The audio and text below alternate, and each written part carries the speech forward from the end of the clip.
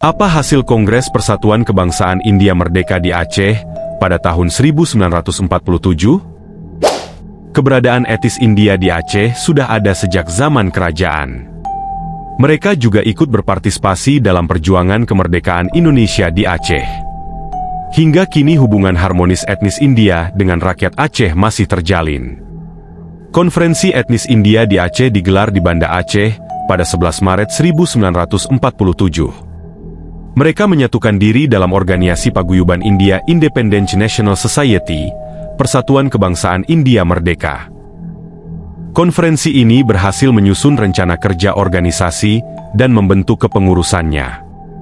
Sejarawan Aceh, Teku Alibas Jahtalsyah dalam buku Modal Perjuangan Kemerdekaan menjelaskan, setelah dilakukan pemilihan secara demokratis melalui voting, terpilih beberapa orang sebagai pengurus organisasi Persatuan Kebangsaan India Merdeka.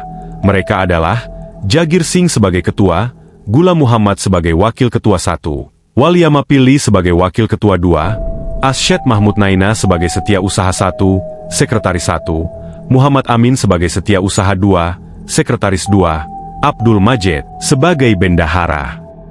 Selain nama-nama tersebut, juga terpilih beberapa orang sebagai anggota pengurus, yang disebut sebagai pembantu-pembantu di beberapa bidang organisasi. Di antaranya adalah Abdul Kader Serang, Alwel Singh, Abdul Muhammad, Bhagat Singh, dan Suntiram Pillai. Masyarakat India di Aceh yang tergabung dalam organisasi ini, menyatakan solidaritas dan bersimpati atas perjuangan rakyat Aceh secara khusus dan masyarakat Indonesia secara umum, dalam mempertahankan kemerdekaannya dari rongrongan Belanda dan sekutunya. Melalui organisasi Persatuan Kebangsaan India Merdeka di Aceh ini pula, provokasi-provokasi dan fitnah Belanda dipatahkan. Beberapa kali mereka membantah secara nasional dan internasional fitnah-fitnah Belanda yang mengatakan kepada dunia bahwa golongan keturunan bangsa asing di Aceh mengalami tekanan dan kemelaratan. Malah, melalui konsul India di Jakarta, mereka juga melayangkan protes atas aksi-aksi kekerasan bersenjata yang dilakukan Belanda, yang melakukan penyerangan dan pesawat-pesawat pengeboman dan penembakan dengan meriam dari kapal-kapal Belanda dari laut ke daratan Aceh. Sebelumnya, etnis India di Aceh juga membantu sejumlah dana untuk kepentingan perjuangan mempertahankan kemerdekaan Indonesia di Aceh. Seperti pada 21 Desember 1947, golongan masyarakat India di Banda Aceh menyumbang dana sebesar F8035, 50 bersamaan dengan sumbangan etnis Tionghoa, Cina, sebesar F37495.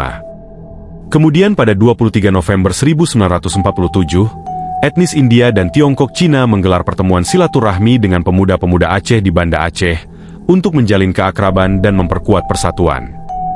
Baik wakil etnis India maupun etnis Cina dalam pertemuan tersebut, secara moral dan material kembali menegaskan tentang dukungannya terhadap perjuangan mempertahankan kemerdekaan Indonesia di Aceh.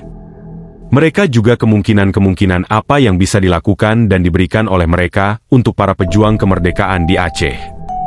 Para pejabat dari konsul India juga beberapa kali berkunjung ke Aceh atas undangan komunitas masyarakat India di Aceh. Keberadaan masyarakat etnis India di Aceh bukanlah hal yang baru. Jauh pada masa kerajaan Aceh, orang-orang dari India sudah merantau ke Aceh, malah ada yang menjadi pejabat kerajaan. Beberapa orang dari etnis India yang pernah menjadi pejabat di kerajaan Aceh yang terkenal dalam sejarah, adalah seperti Panglima Muhammad Tibang yang dipercayakan menjabat sebagai Syah Bandar atau Kepala Pelabuhan Kerajaan Aceh, dan Syaikh Nuruddin Ar-Raniri dari Ranir, India yang menjadi Mufti Kerajaan Aceh. Hingga kini pun hubungan masyarakat Aceh dengan etnis India di Aceh berjalan dengan baik. Sepanjang sejarah belum pernah terjadi pergesekan atau konflik antara masyarakat India di Aceh dengan rakyat Aceh.